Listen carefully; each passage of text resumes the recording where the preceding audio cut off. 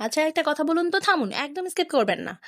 মানুষের ইনবক্সে গিয়ে যখন আপনাকে অনেক সুন্দর লাগছে, ফুলের মতো লাগছে, হ্যান ত্যান অনেক প্রশংসায় পঞ্চমুখ, আপনার নিজের হাজবেন্ড বা ওয়াইফের ইনবক্সে গিয়ে কি এমন কথা বলছেন? না খালি মানুষেরটাতেই বলছেন? অন্য পরপুরুষকে, পরনারীকে খুব ভালো লাগছে, তার পিকচার, তার প্রোফাইল দেখে তার প্রশংসায় পঞ্চমুখ হচ্ছেন, কিন্তু আপনার নিজের হাজবেন্ড বা ওয়াইফের ইনবক্সে গিয়ে কতবার বলছেন?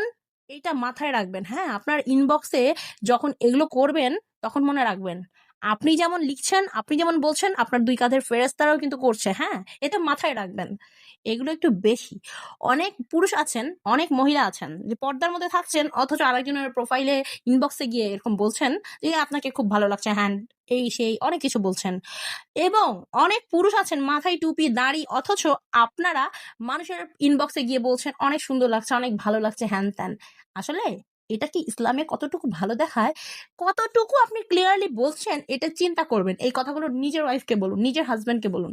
আর যদি যদি আপনার হাজবেন্ড ওয়াইফ কেউ না থাকে, তাহলে আপনি আল্লাহর কাছে বলুন, আল্লাহ আপনাকে মিলিয়ে দিবেন। ওকে, ক্লিয়ার?